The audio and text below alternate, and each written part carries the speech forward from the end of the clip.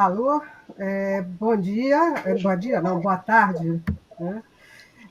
Boa tarde a todos esses que nos assistem. É, eu queria começar agradecendo a organização do FIS 21, né, do Fórum de Inovação na Saúde, em particular ao doutor Josier pelo convite para que eu pudesse participar como moderadora desse painel. Eu quero também agradecer aos nossos debatedores por dividir com todos suas opiniões e experiências. Eles já foram semi-apresentados, mas de qualquer maneira vamos passar para falar de cada um deles. O primeiro que vai se apresentar é o Dr. José Gomes Temporão, que é médico sanitarista e foi ministro da Saúde nosso do Brasil entre 2007 e 2011. Foi pesquisador da Escola de Saúde Pública da Fiocruz e hoje é o diretor executivo do Instituto Sul-Americano de Governo em Saúde. O doutor Temporão vai começar, será o primeiro a se apresentar e ele não poderá ficar conosco o tempo todo. Às 3h15 ele já tem um outro compromisso que, devido ao atraso, não conseguirá acompanhar até o fim. Depois nós temos a doutora Marta Dias, que ocupou ao longo de sua trajetória profissional diversas posições de liderança, incluindo mais recentemente a de presidente do Cluster Andino, né, que é composto por Bolívia, Chile, Equador e Peru, e tem passagem pela Sandoz, GE Healthcare e pelo The Boston Consulting Group na Espanha. Hoje a doutora Marta é presidente da subsidiária da Pfizer no Brasil. Temos também o Dr. Marco Krieger, que é graduado em Ciências Biológicas pela Universidade Federal do Paraná, cursou o mestrado e o doutorado na Universidade Federal do Rio de Janeiro, na UFRJ, e hoje é vice-presidente de Produção e Inovação em Saúde da Fiocruz. Nosso último debatedor é o Felipe Barreiro, ele é engenheiro pela Unicamp, possui MBA pela Fundação Getúlio Vargas, especialização em marketing estratégico pela University of Miami, School of Business Administration, e é vice-presidente da Metrônica Brasil. E, por fim, eu mesma, eu sou Angela Uller, fiz engenharia química e mestrado na UFRJ e doutorado na École Supérieure de Chimie, em Paris, e sou professora e pesquisadora e diretora de tecnologia e inovação da COP. Antes dos nossos palestrantes falarem, eu gostaria de fazer algumas observações. Nosso tema é, então, a importância do P&D em um novo complexo da saúde. Esse é um tema extremamente atual e relevante. Eu acho que a gente nunca falou tanto sobre ciência, tecnologia e inovação como agora, durante essa pandemia. Falou-se bem sobre os nossos avanços, como também falou-se mal, negando os nossos avanços. Bom, quando a gente pensa que nós passamos centenas, milhares de anos vivendo na Idade das Trevas, onde a religião tinha o domínio do conhecimento,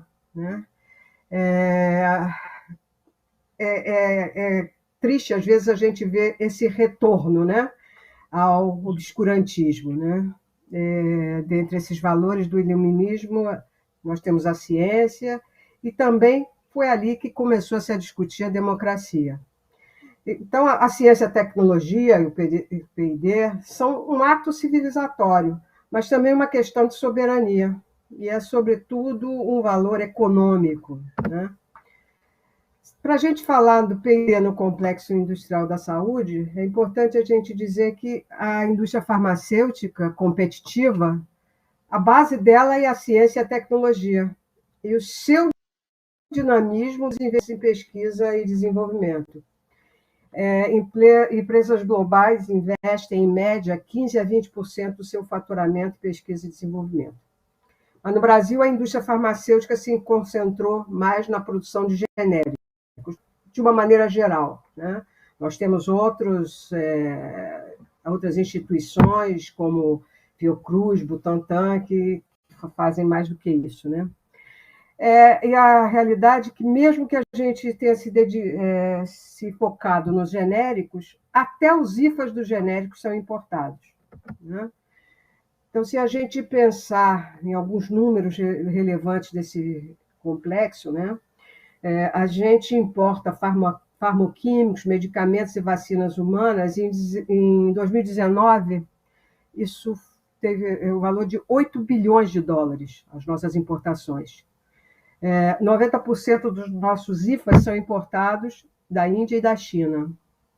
E a importação de equipamentos médicos e hospitalares e odontológicos em 2019 foi de 7 bilhões de dólares. Mas durante a pandemia ficou muito evidente a nossa fragilidade. Faltou tudo, Faltou álcool, faltou EPI, faltou teste, faltou respirador, medicamento para intubação. Isso para não falar de todo o processo vacina, Porque tudo é importado, nós perdemos a nossa autonomia. Bom, que conclusão que a gente chega? É que aqui, do ponto de vista econômico, vale a pena o Brasil investir num novo complexo da saúde, que tenha como base a pesquisa, o desenvolvimento e a inovação. Além do tamanho do mercado, que a gente viu aí que dá uns de 15 a 20 bilhões de dólares, então é um mercado impressionante. Nós temos uma forte base científica nessa área. Nossos biomédicos, médicos e engenheiros são todos muito bem formados. O que a gente precisa fazer é pensar num modelo, na modelagem do negócio para ter um novo complexo da saúde no Brasil. Tem uma coisa singular em relação ao sistema brasileiro de CTI, que é, enquanto na Coreia 80% dos pesquisadores exercem suas atividades nas empresas, no Brasil 70% dos pesquisadores estão nas instituições de ciência, entre elas universidades e centros de pesquisa. Bom, o que resta para a gente fazer umas perguntas e que espero que vocês possam responder. Basta a gente ser fabricante de IFA, como a Índia e a China? É esse um modelo interessante para nós? As empresas mundiais estariam dispostas a trazer seus centros de pesquisa para o Brasil? As empresas brasileiras podem mudar a sua postura e passar a ter mais P&D aqui no Brasil? Bom, então são essas as perguntas que nos levam para a importância do P&D da indústria, do setor, do complexo da saúde. Bom, então, isso posto, eu gostaria de passar a palavra, então, ao ministro Gomes Temporão, que vai nos brindar com a sua experiência. Muito boa tarde a todos. Eu quero cumprimentar a professora Ângela, Felipe Barreiro, Marta Dias e Marco Krieger aqui, que compõem comigo essa mesa. Cumprimentar todos que nos assistem, É um tema realmente muito relevante. Como já foi dito, a pandemia da Covid-19 revelou com dramaticidade a nossa vulnerabilidade tecnológica, O Brasil ficou de joelhos. Não tínhamos, no início do ano passado, acesso a testes, respiradores, equipamentos de proteção individual, insumos. No começo deste ano, dificuldades em relação ao acesso aos princípios ativos para a produção de vacinas. E o Brasil é grande demais para que nós permaneçamos nessa situação absolutamente frágil. E eu queria fazer primeiro um diagnóstico para depois fazer algumas propostas. Acho que há consenso de que o ambiente de P&D no Brasil hoje é inadequado, ele tem barreiras críticas à produção do conhecimento e da inovação. Nós estamos assistindo uma fuga de cérebros do Brasil, nós temos um governo que ataca a ciência brasileira, fragiliza a ciência brasileira. Eu nunca pensei que fosse viver para assistir o quadro que nós estamos assistindo hoje. E nós sabemos que desenvolver e deter o conhecimento tecnológico é um fator absolutamente central para qualquer país que busque alcançar um desenvolvimento pleno e sustentável. É uma ausência continuada, a falta de uma visão estratégica de política pública que promova contínuos efetivos de pesquisa e inovação é um fator inibidor e que inviabiliza a pretensão brasileira de estar num outro patamar de desenvolvimento nesse campo. Nós prescindimos de uma política contínua, eficiente, que favoreça a pesquisa, a inovação e o desenvolvimento. Alguns dados da Pintec, que é a pesquisa de inovação do IBGE, mostram isso. Os últimos dados são do período 2015-2017. Né? Houve uma queda de investimentos em pesquisa e desenvolvimento, tanto do setor público como do setor privado nesse período. Né? Os gastos públicos hoje são apenas de 0,63% do PIB. Os gastos privados, 0,64%. Né? A Pintec também mostrou uma coisa muito preocupante: os incentivos federais em pesquisa, desenvolvimento e inovação, eles se concentram em promoção de isenções fiscais para compras de equipamentos e máquinas. E, na verdade, é um percentual muito menor que vai para atividades de fato inovadoras. Né? Então, quando você avança, coloca a lupa na questão do depósito de patentes, aí então a coisa fica mais dramática ainda. Né? O Boletim Mensal de Propriedade Industrial do INPI, de janeiro do ano passado, mostrou que em 2019 foram depositados aproximadamente 25 mil pedidos de depósito de patente. Deste total, apenas 20% foram pedidos de depósito de patente de moradores, de residentes no Brasil. 40% pessoas físicas, 30% de universidades e instituições de pesquisa, 20% de empresas de médio e grande porte e 10% de microempresas. 30%, ou seja, 80% dos depósitos foram realizados por não residentes. Desses, 30% de patentes depositadas por empresas ou pesquisadores americanos. Agora, quando você olha o outro lado, né, o Brasil tem população, ou seja, tem escala e demanda. Tem a estrutura industrial mais importante, apesar da fragilização nos últimos anos, da América Latina. Tem excelentes universidades e institutos de pesquisa. Né? A qualidade técnica dos nossos pesquisadores é reconhecida. Tem uma boa capacidade para realizar ensaios clínicos. Tem uma agência reguladora respeitada internacionalmente. Tem um sistema universal de saúde. A Índia e a China, que são os maiores produtores de princípios ativos, não têm sistema universal.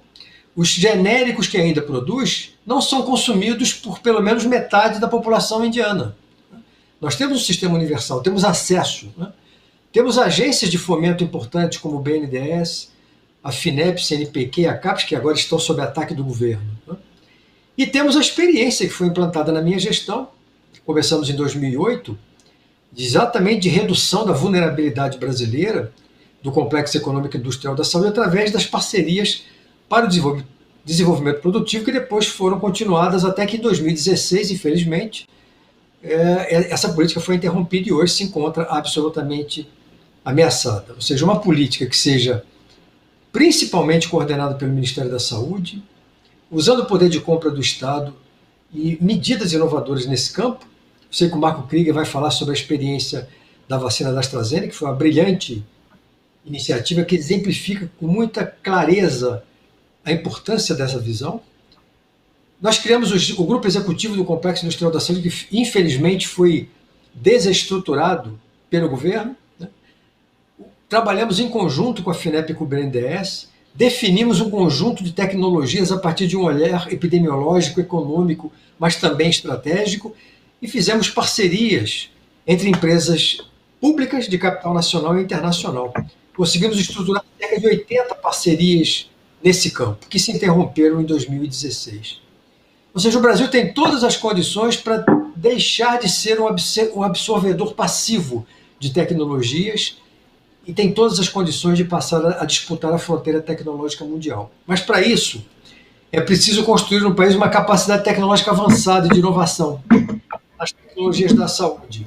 Não podemos ser apenas produtores, temos que estar no seleto grupo de países que atuam na fronteira do conhecimento, temos todas as condições estruturais para isso. Nos faltam uma política de longo prazo, não de governos, uma política de Estado, uma política para 20, 30 anos que nos permita sair da situação em que nos encontramos hoje.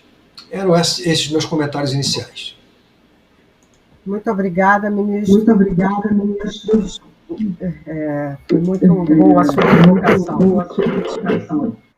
E ficou no tempo. Agora eu quero passar para a doutora Marta Dias, por favor. Muito obrigada e boa tarde a todos. Obrigada pelo convite de participar desta discussão tão relevante sobre pesquisa e desenvolvimento, o que é essencial para avançarmos e melhorarmos a saúde da população brasileira. Ao longo dos últimos meses, desde o início da pandemia, em março de 2020, as nossas vidas mudaram totalmente. A pandemia do Covid-19 trouxe muitos desafios para o mundo, para a população, para governos, para as companhias, para os profissionais, para os pesquisadores e gestores da área da saúde.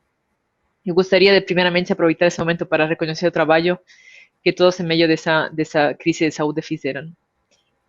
Desde que a Covid-19 surgiu, se tornou ainda mais evidente a importância de atuação das instituições como a Pfizer, que buscam trazer inovações em saúde para apoiar a sociedade como um todo. No caso específico da Pfizer, desde março de 2020, dedicamos todos os nossos esforços para trazer respostas terapêuticas que ajudassem no combate da pandemia. Por conta dessa dedicação, desempenho, em um tempo recorde, em menos de 250 dias, em parceria com BioNTech, conseguimos desenvolver, testar e aprovar uma vacina eficaz, de qualidade, segura e acessível que pudesse ajudar a combater a Covid-19. Essa conquista faz parte do DNA da inovação da Pfizer, como falava bastante de inovação também o ministro, né? O desenvolvimento de moléculas que transformam a maneira de tratar e de prevenir doenças é o propósito de nossa trajetória de 170 anos no mundo e quase 70 anos no Brasil. Essa tarefa de fazer o impossível se tornar possível é bastante árdua, é bastante dura, mas para a Pfizer é uma missão nobre e diária, é o nosso propósito como companhia.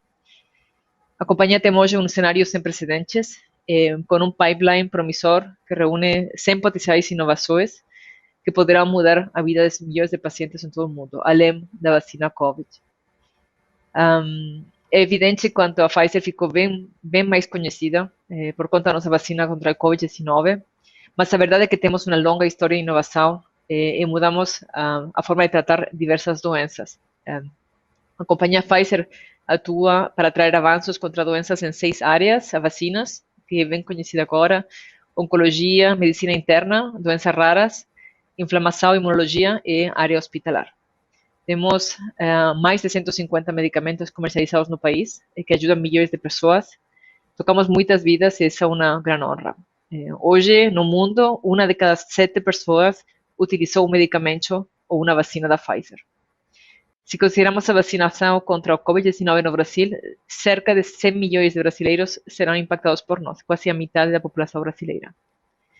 Temos uma estrutura bastante robusta no país. Ademais da estrutura comercial, temos uma planta fabril em Itapevi, no estado de São Paulo, que está focada na produção de medicamentos sólidos.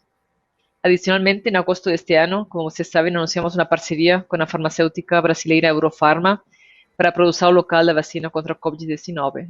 Essa fábrica também está localizada em Itapevi, estendendo assim o fornecimento para 4 continentes, não só dos Estados Unidos, a América do Norte e a Europa, mas também para a África e para a América do Sul. As atividades de transferência técnica, desenvolvimento no local e instalação de equipamentos já começaram. Estamos esperando que a fabricação de doses tenha começo em 2022 e em plena capacidade operacional poderemos produzir mais de 100 milhões de doses de vacinas. Todas as doses têm intenção de ser distribuídas exclusivamente para a América Latina. Investimos em pesquisa e desenvolvimento no Brasil, o que ficou mais evidente ainda neste momento de pandemia, pois participamos de estudos globais de grande importância, incluído o estudo da vacina, que foi em parte desenvolvido aqui no Brasil, e também para um potencial antiviral para o tratamento do Covid-19.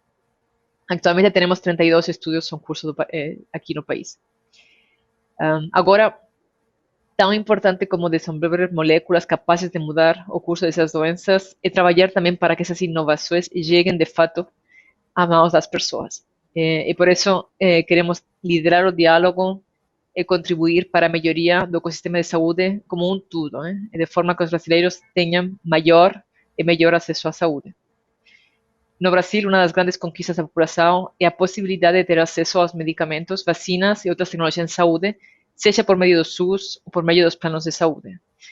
A qualidade do acesso à tecnologia de saúde, especialmente aquelas inovadoras, e a sustentabilidade financeira e de gestão do sistema é diretamente dependente do processo de avaliação dessas tecnologias. Então, repensar esse modelo, o modelo atual, para buscar oportunidades de melhoria é essencial. Muito obrigada mais uma vez por essa oportunidade. Fico esperando a área de perguntas também. Muito obrigada. Muito obrigada, Marta. Agora, o Dr. Marcos Krieger, por favor. Bom, em primeiro lugar, eu queria agradecer o convite, né? Uma honra para mim estar aqui participando dessa mesa com todos os colegas tão ilustres, né? Vou nomear o ex-ministro Temporão aí, que sempre foi um exemplo aí na sua atuação como ministro, mas também como pesquisador da Fundação Oswaldo Cruz.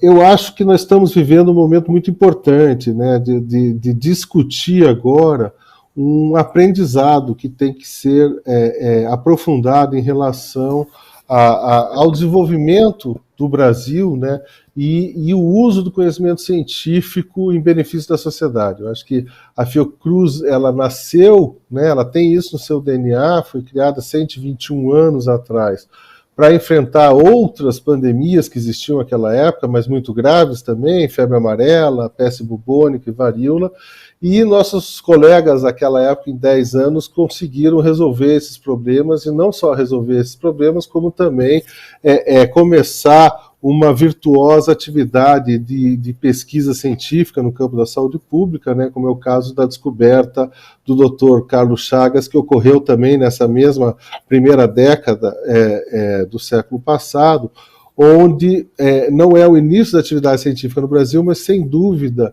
é o momento em que a sociedade brasileira vê o benefício do uso do conhecimento científico para a solução dos seus problemas. E isso está muito forte na nossa atividade desde aquela época, né? A gente vivenciou muitas outras situações, né? Só para colocar aí nos últimos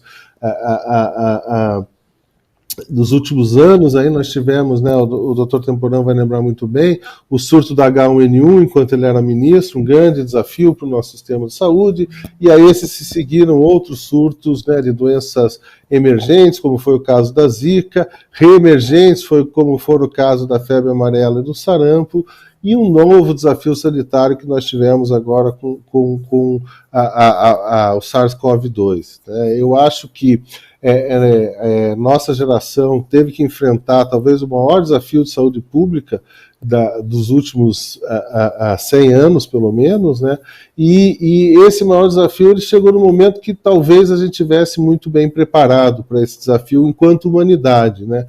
Eu acho que a gente teve conquistas muito importantes, né? Eu cito algumas, por exemplo, o vírus da AIDS demorou 3 anos para ser identificado, o vírus como causador da síndrome da imunodeficiência adquirida, isso há 50 anos atrás. O primeiro surto de coronavírus, aí no começo desse milênio já, demorou quase 1 mês para ser identificado o genoma do SARS-CoV-2, né? Nós, num período de 1 dia já tínhamos esse genoma, em 1 mês já estavam sendo desenhadas aí as primeiras vacinas, né? Em muito menos tempo aí do que foi necessário para identificar o vírus da AIDS, nós já tínhamos aí várias vacinas entrando em fase clínica. Isso é muito importante, né? Mostrar que esse conhecimento científico está disponível, e eu acho que a sociedade brasileira, a sociedade global em geral, tem utilizado a ciência como a melhor maneira de enfrentar a pandemia. É claro que a gente vê esses movimentos, né, anti-ciência, mas eles me parecem, pelo menos no Brasil, pelo menos em relação às vacinas, né, muito menos significativos do que a gente tem em outros locais. Aqui nós temos uma adesão aí de mais de 90% da população. O que eu gostaria de dizer é que, primeiro, esses movimentos não aconteceram no vácuo, né? Essas vacinas, essas novas vacinas que nós estamos utilizando agora, elas estavam sendo já desenvolvidas, né, para desafios sanitários, né? Existiam iniciativas de fomento significativos para o financiamento e preparação para uma nova pandemia de uma doença X, que ainda não sabia qual seria, mas que existia a expectativa que existia. Então, a própria tecnologia de Oxford estava sendo financiada, assim como tecnologias também, como o da Moderna, também estavam sendo apoiados para esse tipo de iniciativa. E a imunoterapia, ela tinha transcendido o campo das doenças infecto-contagiosas e estava sendo muito utilizada também para o estudo do câncer, né, doenças autoimunes, como é o caso da própria história, né, da vacina da Pfizer-BioNTech, onde o grupo tinha um pipeline muito mais importante, talvez, para câncer e novas doenças do que para as infecto-contagiosas, mas esse conhecimento, né, dessa nova base tecnológica da imunoterapia permitiu aí essas respostas rápidas. Então, é muito importante que a gente avalie que nesse momento, onde no Brasil nós temos uma crise de financiamento, no sistema de financiamento ao nosso sistema de ciência, tecnologia e inovação, o impacto que isso pode ter frente a outros desafios, né? E aí eu tomo a liberdade de chamar a atenção, né, para os resultados que nós tivemos ao longo da história do país com investimentos em diferentes áreas, né, da pesquisa no Brasil. O investimento que foi feito na Embrapa transformou o país num país, talvez o país mais importante aí em termos de produção de alimentos no mundo, né? Os investimentos que foram feitos, por exemplo, no ITA, nas escolas de engenharia aeroespacial, permitiram que a gente tivesse a Embraer, aí uma das maiores empresas do mundo nesse segmento, né? Eu não tenho dúvida que os investimentos que foram feitos também em saúde pública, né? Os investimentos que foram feitos a partir da política do Complexo Econômico Industrial da Saúde, que aí nós temos a honra de ter o ministro Temporão aqui, que é um dos alicerces dessa proposição. Isso eu vou contar uma breve história, né? Ela começou com uma disciplina na pós-graduação da Escola Nacional de Saúde Pública e começou a se discutir, né, a transformação da visão da saúde em gasto como saúde em investimento, né? Como você poder transformar, na verdade, o uso racional do recurso que tem que ser gasto para atender a saúde uma plataforma de desenvolvimento nacional e de inovação. Eu acho que a inovação ela tem que ser vista de uma maneira irrestrita, a transferência de tecnologia é um modelo importante, desde que a gente receba essa tecnologia e se prepare para desenvolver novos produtos, né? Assim como também apoiar os produtos internos. Nessa situação que nós vivemos, eu acho que o legado que fica, né, e aí o caminho para finalizar essa minha primeira fala, é que nós teríamos hoje um respaldo da sociedade em relação ao uso do conhecimento científico em seu benefício, principalmente no campo da saúde. Acho que isso está muito consolidado, né? E acho que o exemplo, né, da dependência que nós tivemos em vários momentos do enfrentamento da pandemia, o doutor Temporão lembrou muito bem aí, equipamentos de proteção individual no início, não tínhamos máscaras, né, para os nossos profissionais de saúde, depois equipamentos médicos, testes diagnósticos, insumos para vacinas, essa dificuldade, ela reforça uma visão de uma produção estratégica no país em alguns segmentos, né? Eu acho que é impossível nós nos isolarmos numa bolha, achar que temos que fazer tudo no Brasil, mas nós temos que ter uma visão muito clara de uma produção estratégica, porque, por exemplo, nos casos das vacinas, né, hoje nós temos aí maior quantidade de vacinas, mas por diferentes razões,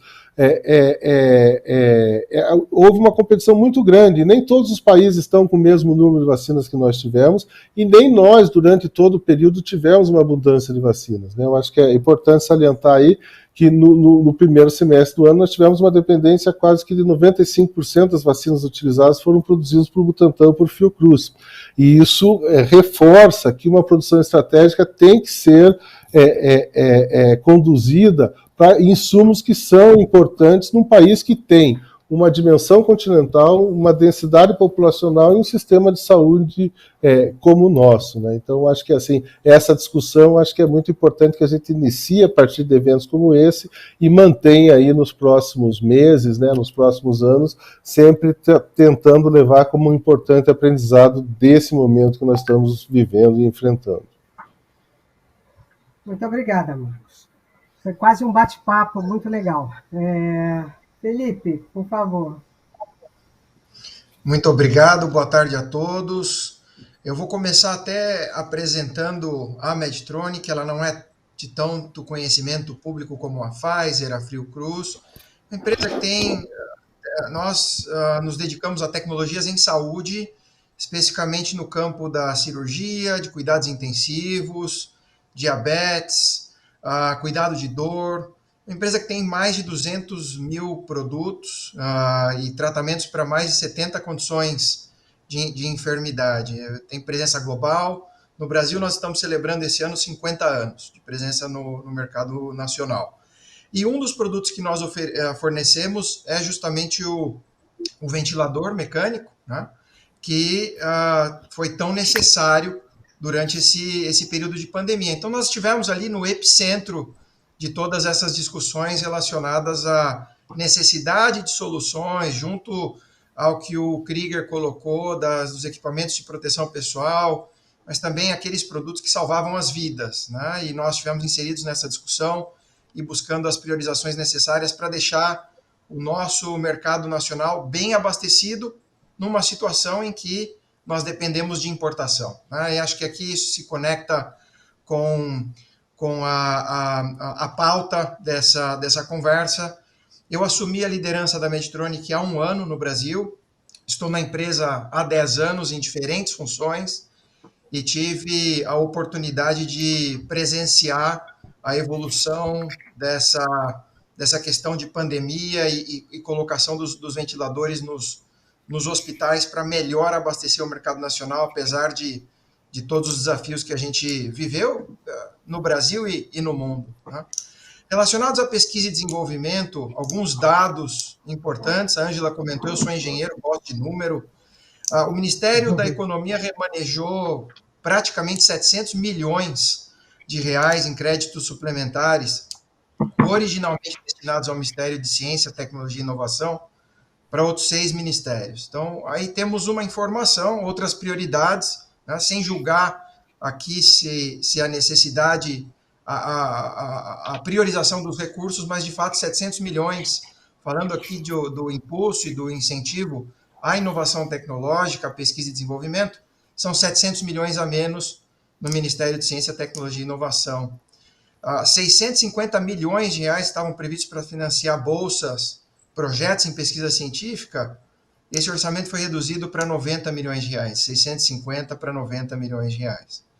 Nós, brasileiros, estamos muito acostumados, por questões circunstanciais, a nos desdobrarmos, atuarmos acima da média, nos flexibilizarmos, temos uma entrega, um comprometimento, mas, obviamente, que essas restrições impõem limitações importantes na nossa capacidade de desenvolver boas práticas.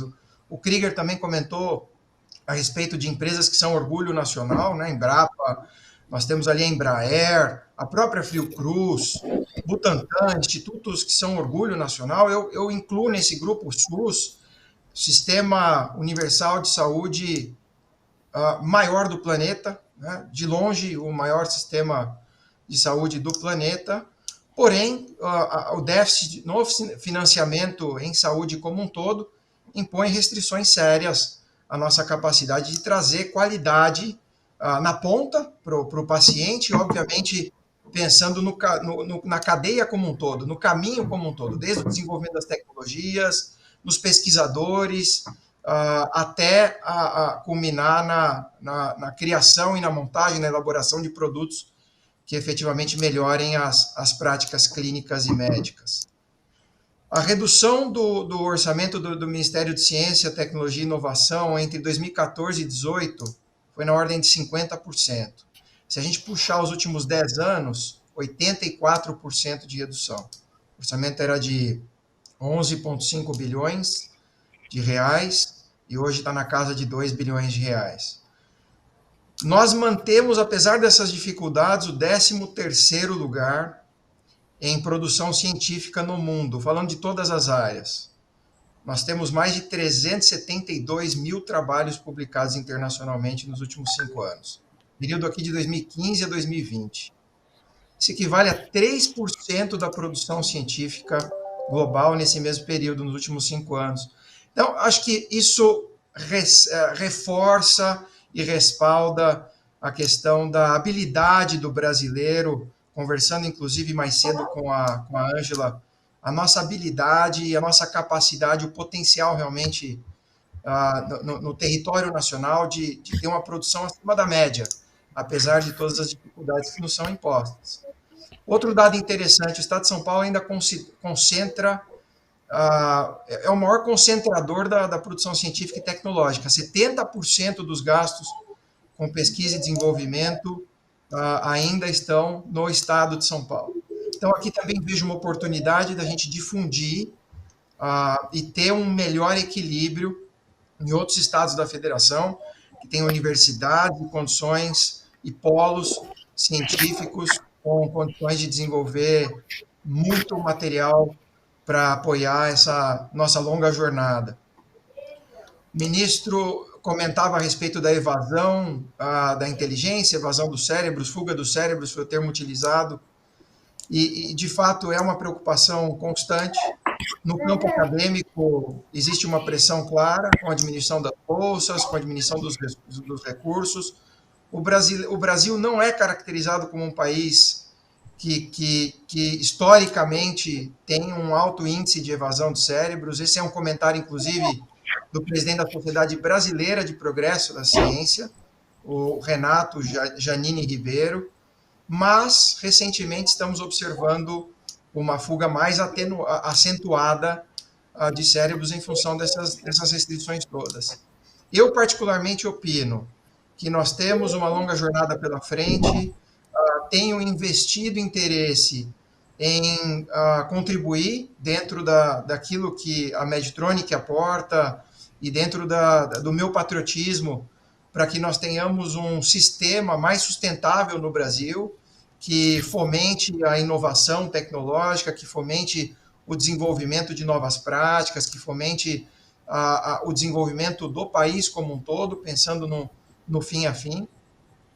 E vejo o meu lado otimista, espera por um futuro mais alentador, agora em função de todas aquilo que nós aprendemos como consequência de uma pandemia que pegou o mundo inteiro de surpresa, com impacto sem precedentes. Eu acho que a gente tira aqui grandes lições do que aconteceu com a pandemia, a própria conscientização da população com relação à prioridade em saúde, né? Nós observamos um crescimento, um dado importante, um crescimento, inclusive, daqueles planos de saúde mais acessíveis, e isso vem acontecendo de forma mais acentuada no Brasil, um reflexo claro de que a população deseja ter uma saúde de qualidade, seja ela privada, seja ela pública, a população mais interessada em saúde de qualidade. Nós temos que aproveitar essa inércia, esse momento, para alavancar uma agenda onde o investimento em todas as áreas da saúde ele seja mais intenso e mais permeado, para que a gente efetivamente, encerrando também com essa contribuição, a gente tenha um ambiente, um parque no Brasil que preserve a pesquisa e desenvolvimento e que a gente atinja uma condição de, usando as palavras da Ângela, de soberania. Tá? Hoje nós temos uma alta dependência de tecnologias externas, ainda quando a produção acontece no Brasil, ela acontece mais no estilo de linhas de montagem. A Marta desenvolveu a carreira dela na indústria farmacêutica, o início da minha carreira também foi em indústria farmacêutica, e ainda na farmacêutica, a manufatura no Brasil não se caracteriza pela produção dos insumos, e sim a composição dos insumos, em sua maioria. Na indústria médica hospitalar, de dispositivos, eu tenho 16 anos de experiência nela, nós também compomos insumos, nós não produzimos esses insumos, somos mais caracterizados por uma linha de montagem. E por isso nós temos muita dependência do que acontece mundo afora. Seria muito bom se no Brasil nós contássemos com condições de atacar justamente essa etapa inicial do processo produtivo. Muito bem, obrigada, Felipe. Eu queria só fazer aqui umas observações.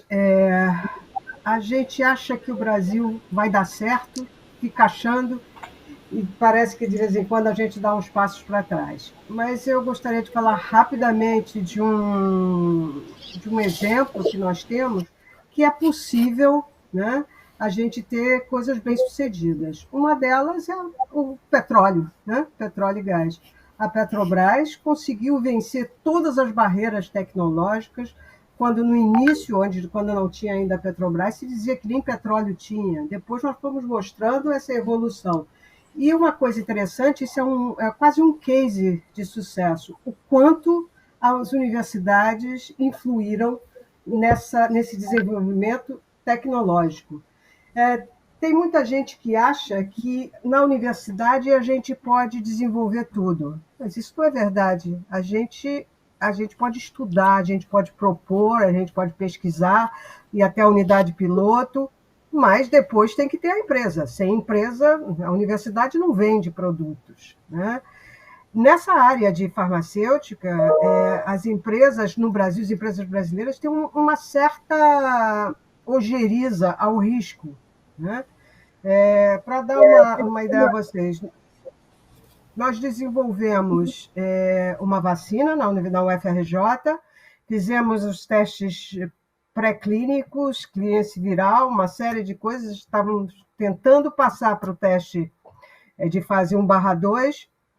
Você não encontra uma empresa que queira investir, mesmo sabendo que nós temos verbas públicas que nós fomos atrás, na FAPERJ, alguma coisa do Ministério da Ciência e Tecnologia, mas é muito difícil a gente ter essa relação, né? E depois também tem algumas observações que vou fazer depois, porque nós temos uma pergunta aqui do Mauro Pakanovski, que diz: por que não utilizar diversos laboratórios públicos para desenvolver P&D? Botou aí, né? Exceções à parte. Ministro Temporão, o senhor gostaria de responder essa pergunta? Sim, não creio que seja missão dos laboratórios públicos fazer pesquisa, fazer ciência. Né? O Brasil é uma exceção no contexto global. Né? Nós temos uma rede importante de laboratórios públicos. Esses laboratórios, os principais são Fiocruz, Butantan, Fundação Ezequiel Dias também, o Tecpar no Paraná, né? O Lafep em Pernambuco. São laboratórios que iniciaram o Instituto Vital Brasil no Rio, iniciaram sua missão produzindo medicamentos, commodities, medicamentos para programas de saúde pública, para as antigas campanhas de saúde pública do Ministério da Saúde, malária, tuberculose, hanseníase, né? E que, no meio desse caminho, perderam um pouco o sentido da sua existência. Com a política das PDPs, o que nós tentamos foi exatamente recolocar essa questão. Se, de um lado, não tem nenhum sentido um laboratório público ficar produzindo medicamentos que são largamente comercializados e produzidos por vários laboratórios privados no mercado, isso não faz o menor sentido, né? Por outro lado, é importante sim que ele atue em nichos tecnológicos, né? Como doenças negligenciadas, ou em áreas que o governo considere como estratégicas, né? Como isso vem acontecendo, por exemplo, no campo das vacinas, né? Veja que coisa interessante, nas últimas décadas o Brasil, ao contrário de todos os países latino-americanos que fecharam suas plantas públicas de produção de imunobiológicos, o Brasil apostou no caminho totalmente distinto. Nós investimos pesadamente na estruturação de uma base produtiva tecnológica em imunobiológicos e em vacinas, né? E foi essa base que permitiu que nós, no enfrentamento da Covid-19, não estivéssemos numa situação tão frágil. Quer dizer, você veja só a condução brilhante aí do Marcos Krieger e da Nízia Trindade da Fiocruz em relação a essa parceria com a AstraZeneca, né? Então, hoje o Brasil... E foi através de uma inovação no campo das compras públicas. Foi uma encomenda tecnológica que permitiu que essa parceria agora se expresse no domínio pela Fiocruz de uma plataforma tecnológica com grande potencial para o futuro, inclusive para o desenvolvimento de outras vacinas. Então, esse papel do laboratório público, sim, né? Não tem o menor sentido o laboratório público ficar competindo com a universidade ou competindo com quem está produzindo medicamentos para o mercado. Ele tem que estar fortemente vinculado a uma visão estratégica do Estado no campo da saúde pública, né? E a demonstração mais cabal de que isso, sim, pode dar certo é o exemplo da Fiocruz no campo dos genéricos para controle da AIDS, né? Que o Brasil foi pioneiro nisso, e E no campo das vacinas, como vem demonstrando com muita qualidade Fiocruz e o Butantan. Obrigada. Eu queria fazer uma pergunta para a doutora Marta. Doutora Marta, esse exemplo da AstraZeneca, na Universidade de Oxford, é um exemplo exitoso, né? Você acredita que isso seria possível, uma parceria dessas entre uma universidade brasileira e a Pfizer? Então, para tratar essa pergunta, eu acho que o futuro está nas parcerias em geral, né? Acho que as parcerias são importantíssimas para o desenvolvimento da pesquisa. Você falava que a pesquisa não se faz sozinha, né? Uma universidade não pode fazer pesquisa sola, uma companhia tampouco. E a verdade é mesmo, companhias como a Pfizer colaboram com muitas universidades ao largo do mundo, né? Então tem uma colaboração também com outras companhias, né? Como por exemplo a parceria com a BioNTech. Então realmente essas parcerias são as que dão o sucesso em muitas ocasiões. Então eu perfeitamente posso ver uma parceria da Pfizer com a universidade, como já acontece em outros lugares do mundo, né? Então para mim eu não vejo isso como algo impossível, ao contrário, acho que é bem possível. E mesmo parcerias com empresas privadas, né, como agora nós acabamos de fechar com a Eurofarma. Então, eu acho que diferentes companhias têm diferentes também fortalezas, né, fortalezas capabilities. Né? Então, essa combinação de uma companhia, por exemplo, a companhia Pfizer, evidentemente tem a vacina de Covid, tem conhecimento dessa produção, dessa ciência. A Eurofarma tem uma potência aqui no Brasil muito grande, uma companhia muito respeitada, muito grande, com umas instalações de muita alta qualidade também, com uma capacidade de produção muito grande. Então, combinando essas fortalezas, esses pontos fortes de diferentes companhias, ou públicas ou privadas, é como nós vamos a conseguir fazer a melhor ciência. Mas talvez importante também remarcar, o ex-ministro comentou, a importância de ter um marco regulatório, de ter um respeito por a inovação, de ter um marco regulatório que permita essa inovação, porque a inovação é de largo prazo. Então, a inovação não acontece de um dia, né? Por exemplo, o Dr. Krieger também mencionava que todas as vacinas de Covid tiveram lugar tão rapidamente porque tem uma inovação anterior, uma pesquisa de muitos anos. Então, é importante também manter esse entorno regulatório que respeita a inovação, que respeita as patentes, que favorece também o acesso à inovação, né? Porque efectivamente o país como o Brasil é um país muito grande, com um mercado muito grande, com uma população muito grande, com um SUS, um sistema público de saúde muito grande, o mais grande do mundo, mas ao mesmo tempo tem que favorecer também o acesso à inovação, porque senão trazer a inovação, mas que as pessoas não possam aceder a essa inovação, finalmente tem uma incompatibilidade lá, né? Nós não temos mais perguntas, mas eu tenho mais uma pergunta. A gente vê que o Brasil é um país muito burocrático, né? Tanto do ponto de vista de uma instituição pública até como uma instituição privada, né? Nós temos burocracia, nós temos inseguranças jurídicas, nós temos um belo marco legal de ciência e tecnologia, mas várias outras coisas vão num outro sentido, né? Temos pouco investimento por parte do governo e essa inconsistência das políticas. Isso impacta as empresas privadas e os laboratórios públicos, né? Eu queria uma avaliação dos dois. O que vocês acham que se tornaria mais atrativo fazer coisas no Brasil? Né? Vou passar para o Marco Krieger, que realmente faz as coisas no Brasil, mas tenho certeza que é impactado por isso tudo, e o Felipe, que faz as coisas, mas importa as coisas para fazer aqui. Né? Vamos lá. Bom, sem dúvida alguma, a gente tem aí os desafios, né, para fazer a nossa área de atuação no Brasil. A gente tem até comentários, né, a nossa legislação, o marco legal da ciência e tecnologia é muito importante. Mas se você for ver os países mais inovadores do mundo, aí, eles não têm um marco legal porque eles não precisam ter. Né? A inovação ela tem uma importância tão grande que você não precisa provar que ela precisa ter um regime de compras diferente do regime de compras, por exemplo, de um lápis, né, para o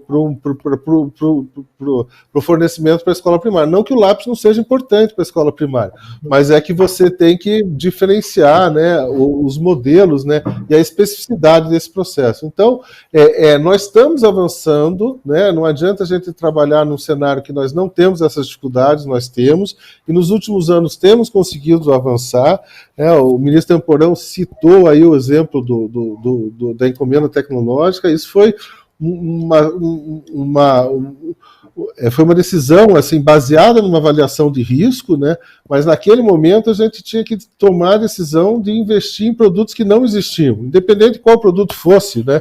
Não existe na legislação brasileira permissão para que uma instituição pública inicie um processo de preparação, antecipação de produção, compra de insumos de um produto que ainda não existe. Mas a encomenda tecnológica daria essa sustentação. E nós fizemos uma avaliação de risco de não fazer a encomenda tecnológica como nós estaríamos em janeiro se nós não tivéssemos, né, em março do ano passado, começado essa discussão. Com todas as dificuldades que tivemos, eu acho que ainda assim foi muito importante, né, usarmos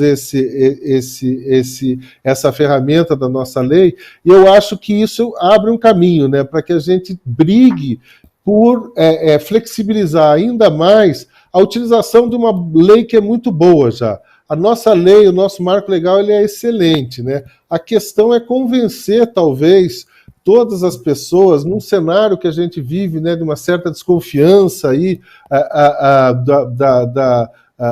muito medo entre os servidores públicos, por exemplo, na assinatura de um processo de compra inovador, né? Se eu estou numa sala e pergunto para os meus colegas, assim, e metade é pesquisador, metade são os nossos gestores, quem é a favor de comprar 600 mil reais sem ter que fazer um processo de licitação? Todos os pesquisadores são a favor. E todas as pessoas de gestão ficam muito incomodadas com isso. Então, a lei, eu acho que a gente não precisa melhorar mais, ela já é muito boa. O que nós precisamos é treinar e garantir aos nossos colegas, né, que esses riscos eles têm que ser feitos desde que a gente tenha condições técnicas, científicas de suportar esses projetos, né? Eu espero que a gente esteja, né, nós estamos conduzindo também na Fiocruz um certo fomento à inovação. E lá nós estamos tentando avaliar os projetos não como o dinheiro é gasto, mas como os objetivos são alcançados, né? Porque a gente no Brasil tem aqui uma sensação muito ruim de ter um projeto muito bem avaliado. Se você apresentar todas as notas e tal, ninguém vai saber se você publicou numa boa revista ou se aquele resultado deu, né, gerou um produto e um emprego. Eu acho que esse é um avanço que a gente precisa fazer, essa discussão, né, de adequar a nossa atividade ao Estado brasileiro. Nós estamos no Estado brasileiro, e eu tenho a satisfação de dizer que a gente está tendo resultados muito bons, né? A Fiocruz foi selecionada aí para ser um polo de inovação de vacinas de nova geração, vacinas de RNA também. Eu acho que a gente está vivenciando uma revolução no campo da imunoterapia, e isso foi baseado num projeto de fomento interno que tinha feito esse pré-desenvolvimento. Assim como o nosso teste diagnóstico também é fruto de um projeto que foi financiado pela nossa inovação. Então, como eu mencionei, aí eu vou aproveitar para pedir desculpa, eu devia ter falado do petróleo, da COP, que é talvez o melhor exemplo aí desse bom resultado do investimento em ciência e tecnologia e na resposta, né, que a nossa academia dá, mas eu não tenho dúvida que nós temos que fazer isso. O problema é, nessa crise que nós estamos, né, que ela é política, ela é econômica, ela além da pandemia, é conseguir talvez resistir para que a gente possa vir mais forte, como já vimos, né, em muitos países, esse tipo de atividade. Desculpe falar demais, mas eu me animei. Não, nada. Eu diria que quando você falou da lei do marco legal, talvez a Marta não vá compreender, não sei se o Felipe vai, mas é aquele negócio, o problema não é o general, é o guarda da esquina, né? Não é o ministro. O ministro está de acordo com o marco, procurador, né? Essas coisas. Felipe, por favor. A minha visão complementar à do Krieger, concordo com a visão dele, então não vou ser repetitivo aqui. Vou só destacar algumas coisas importantes no contexto dessa pergunta. Eu vejo progresso em algumas áreas com relação à burocracia. Então, vou destacar aqui algumas. A ANS, Anvisa, a própria Conitec, né, que tem a ver com o segmento público, vejo mais agilidade nos processos decisórios, vejo processos mais idôneos, mais transparentes, tecnologias, vou pescar a Anvisa como exemplo, tecnologias que levavam 24 meses para serem aprovadas, estão levando hoje menos de um ano. Né? Então nós já temos e muito mais embasados cientificamente, a transparência na relação que todos nós buscamos, né? Porque essa é uma das características no Brasil necessárias. A desburocratização tem que vir no compasso da ética e da idoneidade, aquela palavrinha em inglês chamada compliance, né? Um ambiente que realmente traga transparência, porque o investimento tem que ter associado a certeza de que os recursos estão indo para os lugares que devem, sem ralos no meio do caminho. Né? Então, tem alguns polos, vejo eu, onde a gente está conseguindo avançar para um ambiente menos burocrático. Por outro lado, no campo de pesquisa e desenvolvimento, de fato, tem um trabalho para ser feito.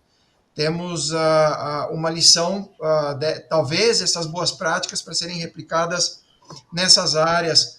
Com relação à tua pergunta em específico, Ângela, incertezas, volatilidade em qualquer aspecto de política pública são contrários ao interesse dos investimentos. Né? Investimentos dessa natureza em pesquisa e desenvolvimento, em inovação, em plantas de manufatura, em que quer que seja, são investimentos de longo prazo.